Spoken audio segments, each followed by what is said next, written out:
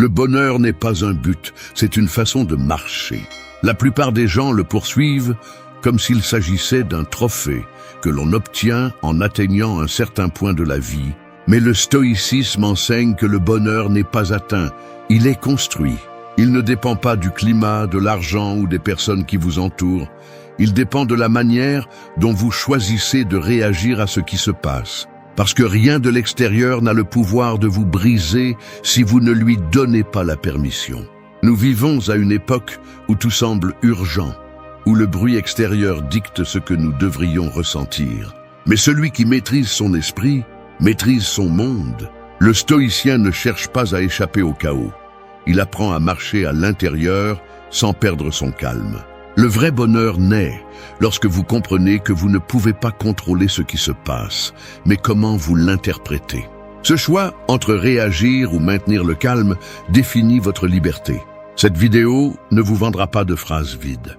Elle vous parlera de discipline émotionnelle, d'apprendre à vous arrêter avant d'exploser, d'agir avec un but, de remercier même lorsque les choses ne se passent pas bien.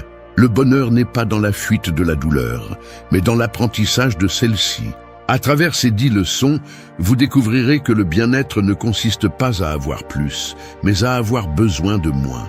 Parce que lorsque vous parvenez à contrôler votre esprit, vous ne dépendez plus des circonstances. Et c'est là, seulement là, que commence la vraie paix.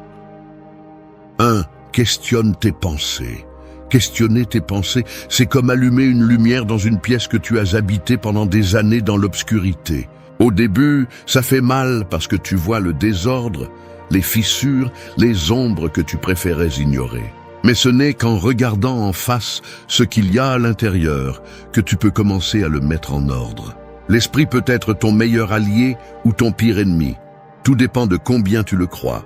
On nous a éduqués à faire confiance à ce que nous pensons, mais le stoïcisme enseigne le contraire.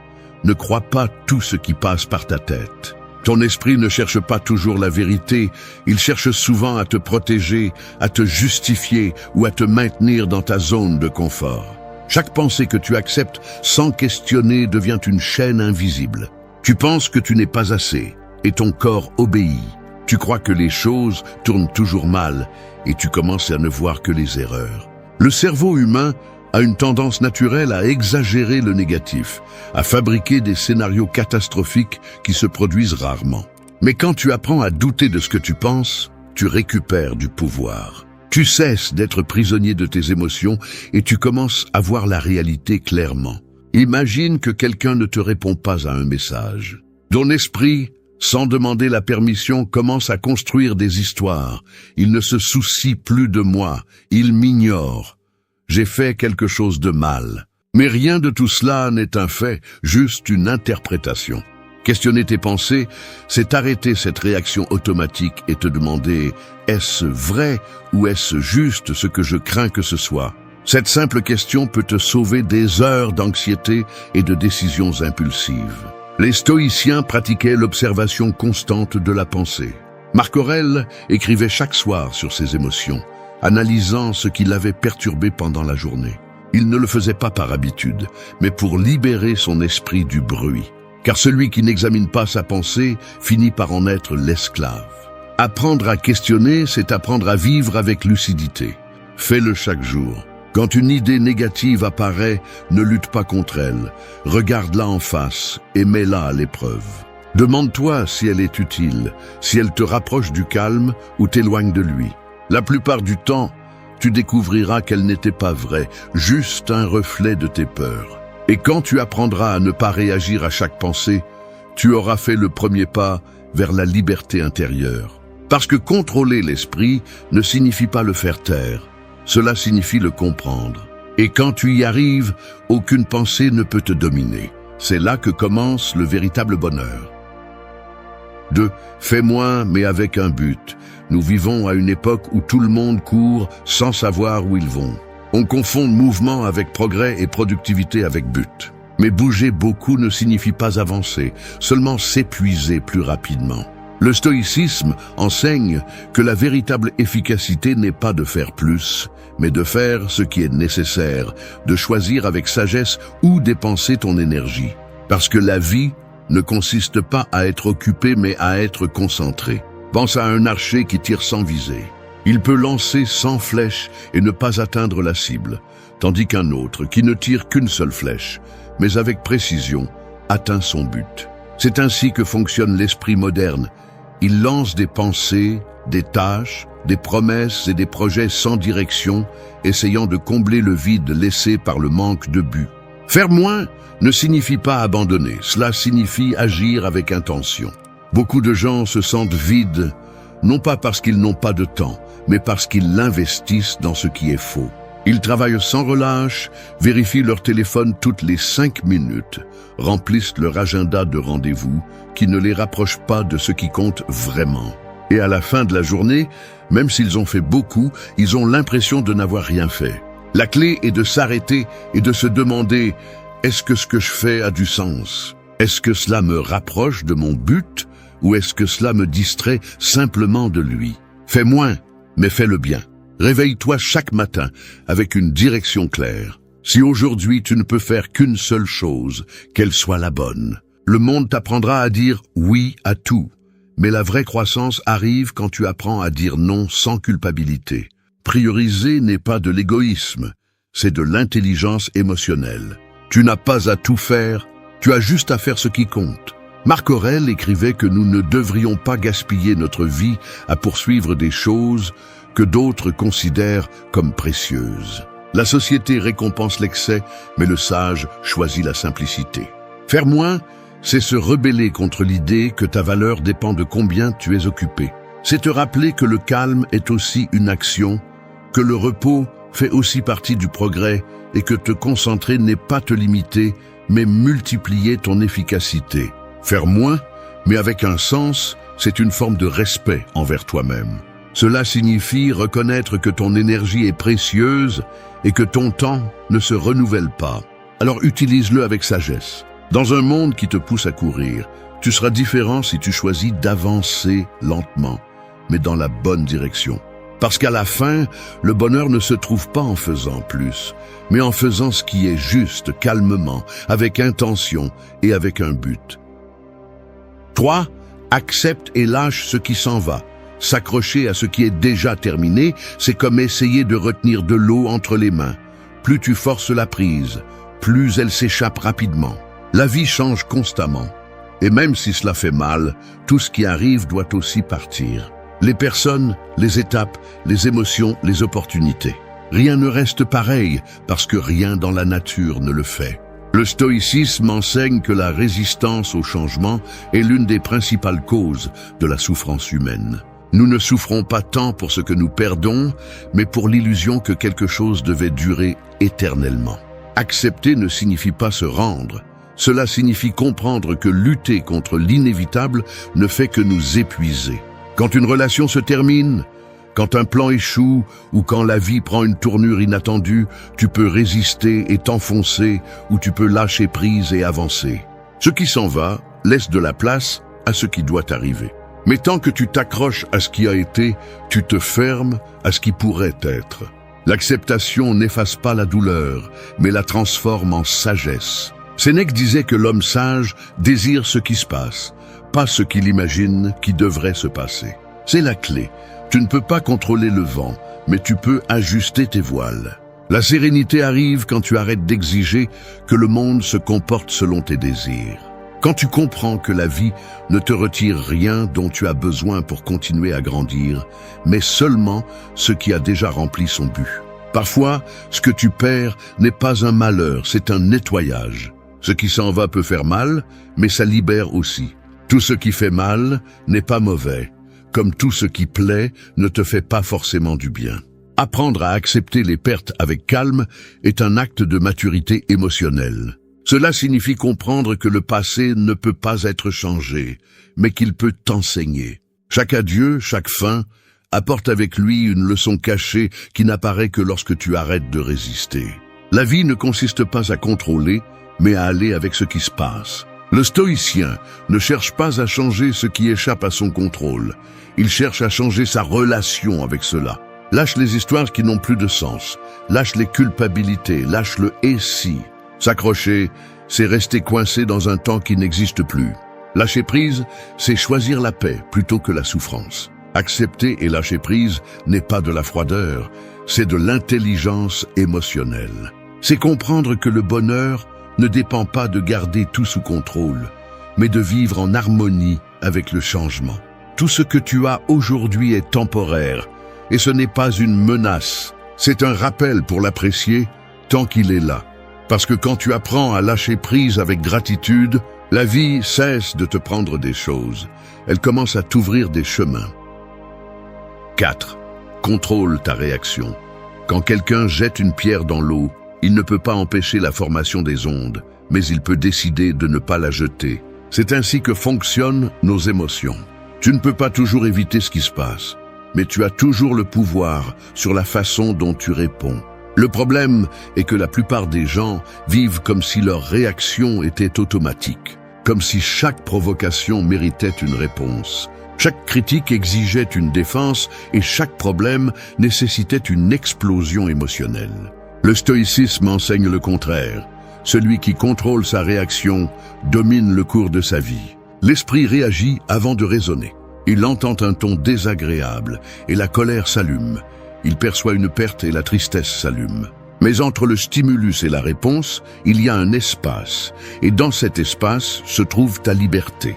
Viktor Frankl, qui a survécu au camp de concentration, disait que dans cet espace réside le pouvoir de choisir notre attitude face à n'importe quelle circonstance. C'est là l'essence du contrôle émotionnel stoïcien, répondre à partir de la raison et non de l'impulsion.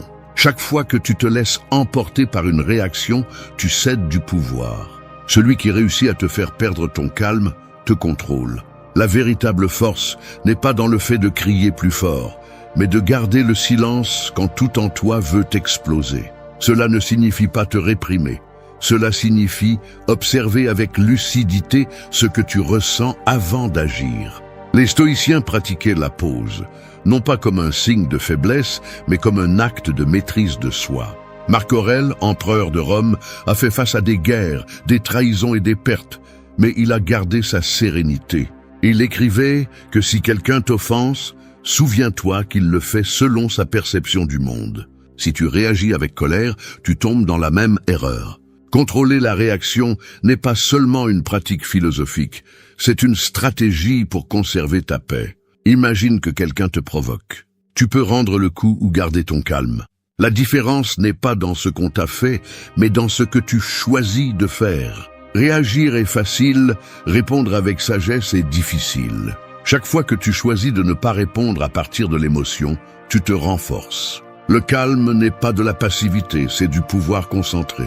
Les études actuelles en neurosciences confirment ce que les stoïciens soupçonnaient déjà. Lorsque tu réagis avec colère ou peur, le cerveau limbique prend le contrôle et bloque la pensée rationnelle. Mais si tu attends, si tu respires, si tu observes avant d'agir, le cortex préfrontal, la partie qui raisonne, reprend le dessus. À cet instant, tu passes d'être l'esclave de tes émotions à en être le maître. Contrôler ta réaction, c'est entraîner ton caractère. Cela ne se fait pas du jour au lendemain, cela se construit chaque fois que tu choisis le silence sur l'impulsion, la réflexion sur la vengeance, le calme sur le chaos. Personne ne peut te voler ta paix si tu ne la donnes pas. Lorsque tu réussiras à maîtriser ta réaction, rien d'extérieur n'aura de pouvoir sur toi. C'est là la véritable victoire du stoïcien. Ne pas changer le monde, mais rester ferme pendant que le monde se désordonne. Parce que celui qui domine son intérieur a déjà gagné la bataille la plus importante. 5.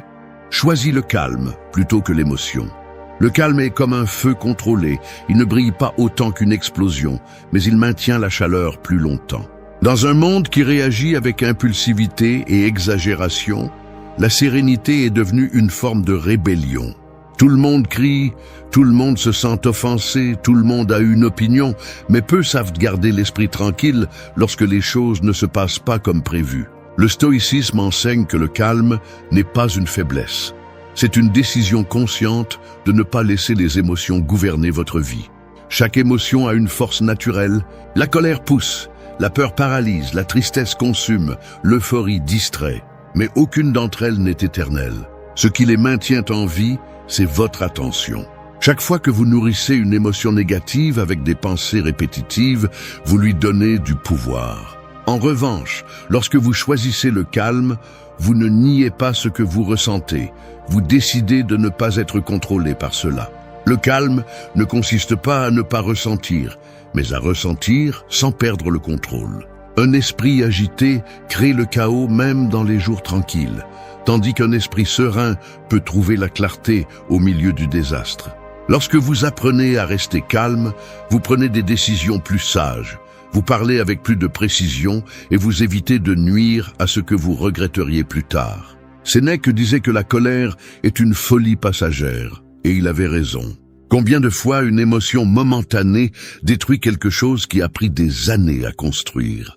Le stoïcien ne réprime pas ses émotions, il les observe. Il les laisse passer comme des vagues, sans se laisser emporter. Il pratique le calme comme une discipline quotidienne, pas comme un état passager. Si quelqu'un le provoque, il respire avant de répondre. Si quelque chose tourne mal, il analyse avant de blâmer. Cette pause entre ce que vous ressentez et ce que vous faites est où se trouve la véritable force. La société moderne vous pousse à réagir rapidement, à donner votre avis sans réfléchir, à ressentir sans pause.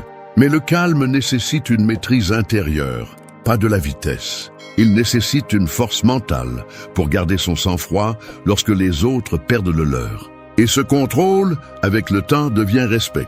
Les gens font confiance à celui qui reste serein sous pression, parce qu'il transmet l'équilibre et le véritable pouvoir. Apprendre à choisir le calme est un entraînement constant.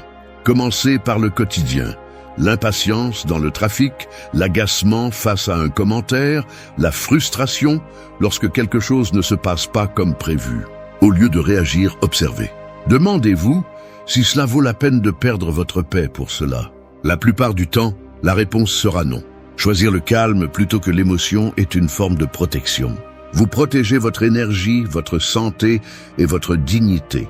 Parce que personne ne gagne en discutant avec quelqu'un qui a perdu son sang-froid. Mais tout le monde respecte celui qui reste calme lorsque l'environnement s'effondre. Le calme n'est pas l'absence d'émotion, c'est la maîtrise d'elle. Et celui qui parvient à maîtriser cet art trouve un bonheur qui ne dépend pas du bruit du monde, mais du silence qu'il construit en lui. 6. Fluide avec la journée, chaque matin est comme une rivière qui commence à bouger sans prévenir. Tu peux essayer de l'arrêter avec tes mains, mais tu finiras juste fatigué, frustré et trempé. La vie ne suit pas tes plans, elle suit son propre cours. Prétendre tout contrôler est comme nager à contre-courant en pensant que cela te fera avancer. Le stoïcisme enseigne que la véritable force n'est pas de résister au flux, mais d'apprendre à couler avec lui, en t'adaptant sans perdre ton centre. Les gens vivent dans une tension constante parce qu'ils veulent que la journée corresponde à leurs attentes. Si quelque chose change, ils s'irritent. Si quelque chose est retardé, ils désespèrent. Mais le monde n'a pas été créé pour respecter tes horaires. Chaque fois que tu te mets en colère parce que les choses ne se passent pas comme tu le souhaites, tu oublies que la seule chose que tu peux vraiment diriger est ton attitude. Le reste fait partie de la rivière. Fluir ne signifie pas abandonner, cela signifie agir intelligemment face à l'inévitable. Marc Aurèle écrivait que tout ce qui t'arrive était destiné à arriver depuis le début de l'univers, et résister à cela est lutter contre la nature elle-même. Les choses se passent comme elles doivent se passer, pas comme tu le souhaites. Et même si cela semble dur, accepter ce principe apporte une tranquillité qu'aucun contrôle ne peut te donner. Fluir avec la journée, c'est vivre en harmonie avec la réalité, pas avec la fantaisie de comment tu penses qu'elle devrait être. Quand tu comprends cela, tu arrêtes de te battre avec le quotidien. Tout ce qui te frustre n'est pas un problème, c'est souvent une leçon déguisée. Si le trafic te retient, peut-être devais-tu apprendre la patience. Si un plan est retardé, cela peut être une opportunité pour réajuster ta direction. Le stoïcien ne se demande pas pourquoi cela m'arrive, mais pourquoi cela m'arrive. Changer cette question transforme la façon dont tu expérimentes chaque jour. Fluir n'est pas passivité, c'est adaptation. C'est agir sans attachement aux résultats, faire ce qui est en ton pouvoir, et lâcher ce qui ne dépend pas de toi. Épictète enseignait que la liberté est atteinte lorsque tu comprends cette différence. Tu t'efforces, mais tu ne t'obsèdes pas. Tu t'engages, mais tu ne te consumes pas. Et cela ne te rend pas indifférent, cela te rend sage. Parce que celui qui coule ne se brise pas, il se transforme avec le mouvement. Pense au bambou pendant une tempête. Le vent le plie, mais ne le brise pas. Ensuite, quand le calme revient, il est toujours debout. C'est ainsi que doit être ton esprit. Il ne s'agit pas de ne pas avoir de difficultés, mais de ne pas les laisser te définir. Chaque jour apporte des changements, des imprévus, des surprises, et si tu attends que tout se passe exactement comme tu l'as prévu, tu vivras dans une frustration constante. Mais si tu acceptes le rythme naturel de la vie, tu trouveras la paix même dans le désordre. Chaque jour qui coule est une opportunité de pratiquer l'acceptation, la flexibilité et la gratitude. Tout ne se passera pas comme tu l'espères, mais tout peut t'enseigner quelque chose si tu décides de regarder avec calme. Fluir avec la journée, c'est avoir confiance en ce que, quel que soit le chaos, tu pourras toujours rester ferme. Parce que l'eau qui coule ne stagne pas, et l'âme qui apprend à s'adapter non plus. C'est là la véritable sagesse du stoïcien. Avancer avec sérénité, sans se laisser emporter par le fleuve de la vie, mais en apprenant à se mouvoir avec lui, avec dignité, avec calme et avec un but. 7. Entoure-toi de sérénité. L'environnement dans lequel tu vis façonne ton esprit plus que tu ne l'imagines. Être entouré de bruit, de chaos ou de personnes négatives, c'est comme essayer de méditer au milieu d'une tempête. Tu peux avoir la meilleure intention, mais si l'ambiance ne suit pas, le calme s'échappe. Le stoïcisme enseigne que l'esprit a besoin d'équilibre, et cet équilibre ne se construit pas seulement en toi. Il se protège aussi avec ce que tu permets de t'entourer. Entoure-toi de personnes qui parlent avec bon sens, qui ne nourrissent pas le drame ni ne vivent de la plainte. Être près de ceux qui respirent la sérénité ne signifie pas qu'ils sont parfaits, mais qu'ils savent comment rester fermes lorsque les choses s'effondrent. La tranquillité est contagieuse, tout comme l'anxiété. C'est pourquoi prends soin de ce que tu permets d'entrer dans ton espace. Chaque conversation, chaque lieu, chaque habitude a un poids invisible qui influence comment tu penses et comment tu réagis.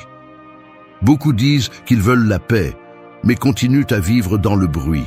Ils continuent à écouter ceux qui critiquent, ils continuent à s'exposer à des discussions vides ou à des environnements qui drainent leur énergie. Tu ne peux pas espérer de clarté si tu t'entoures de confusion. Marc Aurèle disait que nous devons avoir l'esprit libre d'influence qui n'apporte pas de vertu, car l'âme s'affaiblit lorsqu'elle se mêle au désordre des autres. Entoure-toi de ceux qui t'élèvent, pas de ceux qui te coulent. Créer un environnement serein implique aussi de prendre soin de tes espaces. Ta maison, ta chambre, ton environnement de travail doivent refléter l'ordre que tu cherches en toi. Il ne s'agit pas de perfection, mais d'harmonie. Un lieu ordonné apaise l'esprit, tandis que le désordre externe amplifie l'interne. Fais de tes espaces un refuge où tu peux récupérer de l'énergie, pas un rappel constant du chaos. La sérénité se cultive aussi dans ce que tu consommes, ce que tu vois, ce que tu entends, ce que tu lis. Si tu passes la journée à remplir ton esprit de bruit numérique, n'espère pas trouver le silence mental. Le stoïcien choisissait avec soin les mots qu'il laissait entrer dans sa tête, sachant que ce que tu nourris grandit. Nourris ton esprit avec des idées qui renforcent ton caractère, pas avec des distractions qui te vident. Entoure-toi de sérénité pour te rappeler qui tu es quand tout s'éteint. Le calme ne se trouve pas en fuyant le monde, mais en construisant une vie où ce qui t'entoure ne te vole pas la paix. Prends soin de tes relations, de tes habitudes et de tes espaces comme si tu prenais soin d'un jardin. Parce que la sérénité n'arrive pas par hasard. Elle se cultive chaque jour. Et quand tu apprends à la protéger, tu découvres que tu n'as pas besoin de fuir le bruit, parce que tu portes déjà la paix avec toi, même au milieu du monde. Oui, parle avec conscience. Les mots sont comme des graines. Une fois que tu les as lancés, tu ne peux plus arrêter ce qui va pousser. Ils peuvent porter des fruits ou ils peuvent empoisonner le terrain. Parler sans penser est l'un des actes les plus courants et les plus destructeurs de l'être humain. Le stoïcisme enseigne que ce qui sort de ta bouche doit d'abord passer par le filtre de la raison et du calme. Tout ce que tu penses ne doit pas être dit et tout ce que tu ressens ne doit pas être exprimé immédiatement. Parler avec conscience est un art et le maîtriser est l'une des formes les plus pures de discipline mentale. Chaque mot a du poids. L'un peut inspirer, l'autre peut blesser. L'un peut construire des ponts, l'autre peut les détruire. Nous vivons à une époque où tout le monde veut donner son avis, mais peu veulent comprendre. Les gens parlent plus pour s'imposer que pour communiquer. Le sage, en revanche, choisit le silence lorsque les mots n'apportent rien. Non pas par peur, mais par intelligence. Marc Aurèle disait que nous devons parler seulement quand c'est nécessaire et avec l'intention d'améliorer le silence. C'est la mesure. Parler avec conscience signifie s'arrêter avant de répondre. Te demander si ce que tu vas dire est utile, si cela vient du calme ou de l'impulsion. Beaucoup de conflits pourraient être évités si les gens apprenaient à faire une pause d'une seconde avant de parler. La plupart n'écoutent pas pour comprendre, ils écoutent pour répondre. Et c'est pourquoi la communication devient une compétition d'ego plutôt qu'un échange de compréhension. Les mots ne sont pas oubliés. Une phrase dite avec colère peut rester gravée pendant des années. Tu ne peux pas contrôler comment les autres te perçoivent, mais tu peux décider du type d'énergie que tu transmets avec ta voix. Quand tu parles calmement, même un désaccord devient constructif. Mais quand tu parles avec colère, même la vérité devient agression. Le stoïcien ne cherche pas à avoir raison, il cherche à maintenir sa vertu. Parler avec conscience n'est pas toujours se taire, c'est savoir quand et comment parler. C'est comprendre que les mots sans intention sont du bruit. Et le bruit ne fait que confondre. Si cela n'améliore pas le moment, ne le dis pas. Si cela ne construit pas, garde le silence. Le pouvoir n'est pas dans le fait de dire beaucoup, mais dans le fait de dire ce qui est nécessaire avec clarté et sérénité. Parle avec le même calme avec lequel tu aimerais être écouté. Tes mots sont une extension de ton esprit, et si ton esprit est en paix, ta voix le sera aussi. Parler avec conscience, c'est agir avec un but, même dans la conversation. C'est reconnaître que chaque mot peut être un outil pour guérir ou une épée pour blesser. Utilise ce pouvoir avec responsabilité. Parce que lorsque tu maîtrises tes mots, tu maîtrises aussi ton esprit. Et lorsque l'esprit est sous contrôle, la paix devient inévitable. 9. Renforce ton caractère chaque jour. Le caractère est comme un muscle invisible qui soutient tout ce que tu es. Si tu ne l'exerces pas, il s'affaiblit. Et quand l'adversité arrive, il se brise simplement. En revanche, lorsque tu le renforces chaque jour, rien de l'extérieur ne peut te faire tomber. Le stoïcisme enseigne que le caractère ne se forme pas dans les grands moments, mais dans les petits actes répétés avec discipline. Chaque fois que tu choisis l'intégrité plutôt que la commodité, la constance plutôt que la paresse ou le respect plutôt que la réaction, tu construis une force intérieure que le monde ne peut corrompre. Les personnes fortes ne naissent pas ainsi. Elles se forgent dans la difficulté. La douleur, la frustration et les échecs ne sont pas des ennemis. Ils sont la salle de sport de l'âme. Chaque épreuve que tu affrontes te donne l'opportunité de te durcir sans devenir froid, d'être ferme sans perdre la sensibilité. Marc Aurèle disait que le feu de l'adversité peut consumer ou purifier. Tout dépend de ce que tu décides d'en faire. Lorsque tu apprends à utiliser les défis comme entraînement, chaque jour devient une opportunité pour te renforcer. Renforcer le caractère ne consiste pas à feindre la dureté, mais à avoir une fermeté intérieure. C'est tenir parole même lorsque personne ne te regarde. C'est agir avec cohérence, même si personne ne le reconnaît. Le caractère se démontre quand il est plus facile de céder, quand personne ne te juge pour avoir abandonné, mais tu choisis quand même de continuer. Cette force silencieuse est ce qui distingue ceux qui parlent seulement de valeurs de ceux qui les vivent. Le stoïcien s'entraîne mentalement comme un soldat se prépare pour la guerre. Non pas parce qu'il désire le conflit, mais parce qu'il sait qu'il arrivera. Et quand il arrive, il ne le surprend pas, il l'affronte avec calme. Renforcer ton caractère, c'est te préparer pour la vraie vie, celle qui ne prévient pas, qui change sans demander la permission, qui teste tes limites quand tu t'y attends le moins.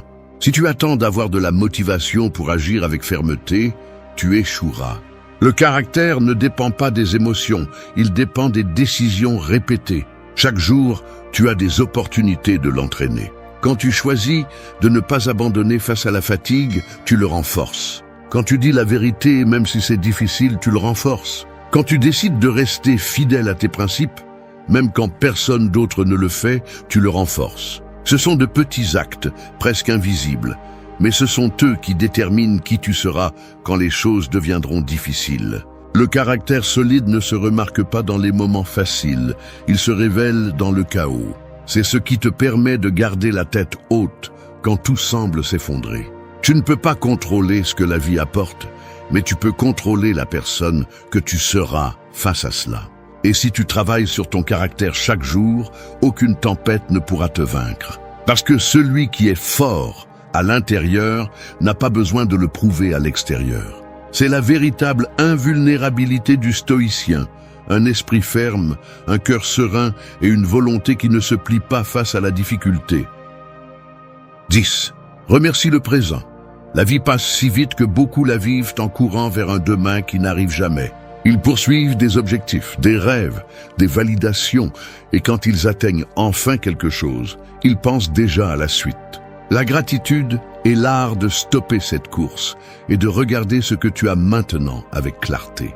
C'est comme ouvrir les yeux après une longue nuit et réaliser qu'il y a toujours eu de la lumière, mais tu étais trop occupé à en chercher plus. Le stoïcisme enseigne que le bonheur ne vient pas d'avoir plus, mais de nécessiter moins, de reconnaître l'abondance qui t'entoure déjà. Remercier n'est pas un acte de conformisme, c'est une forme de conscience. Cela ne signifie pas que tu renonces à tes objectifs, mais que tu apprends à apprécier le processus sans oublier ce que tu possèdes déjà. Beaucoup se plaignent de ce qui leur manque sans réaliser qu'ils ont déjà ce qu'ils ont un jour désiré. Chaque respiration, chaque lever de soleil, chaque conversation sincère sont des cadeaux qui passent inaperçus lorsque l'esprit est distrait. Sénèque disait que celui qui n'apprécie pas ce qu'il a est esclave de ce qu'il désire. La gratitude brise cette chaîne. Elle te ramène au présent et t'enseigne que tu n'as pas besoin de plus pour te sentir comblé. Quand tu remercies, tu transformes la façon dont tu vois le monde. Ce qui semblait peu devient suffisant. Ce qui semblait être une routine devient paix. Remercier est aussi une forme de force. Tous les jours ne seront pas bons, mais même dans les jours difficiles, il y a quelque chose pour lequel tu peux être reconnaissant. La leçon, la résistance, l'opportunité de t'améliorer. La gratitude n'élimine pas la douleur, mais elle l'adoucit. Elle t'aide à voir que même les épreuves ont un sens. Marc Aurèle l'entendait ainsi. Tout ce qui arrive est utile, si tu sais en tirer parti. Le sage remercie même ce qui fait mal, parce qu'il comprend que rien n'arrive sans raison. Pratique la gratitude comme une habitude quotidienne. Au réveil, rappelle-toi 3 choses pour lesquelles tu peux être reconnaissant, peu importe leur taille. À la fin de la journée, reconnais ce que tu as appris. Il ne s'agit pas d'écrire des phrases vides, mais de regarder sincèrement ta vie et de reconnaître que malgré tout, tu es ici, respirant, apprenant, grandissant. Cette conscience transforme l'anxiété en calme et la hâte en équilibre. Remercier le présent n'est pas rester immobile, c'est avancer avec paix. C'est marcher en sachant que chaque pas a de la valeur, que chaque moment compte. Quand tu vis avec gratitude, le monde cesse d'être un champ de bataille et devient un lieu d'apprentissage. Et alors tu comprends, la véritable richesse n'est pas dans ce que tu espères avoir, mais dans ce que tu as déjà et que tu sais apprécier. Parce que celui qui remercie le présent vit déjà en abondance, sans peur du lendemain. Danke, dass du bis zum Ende des Videos geblieben bist. Wenn du alles gesehen hast, kommentiere, ich bin stoisch, als unser geheimes Zeichen, um zu wissen, dass du ein wahrer Schüler des Stoizismus bist.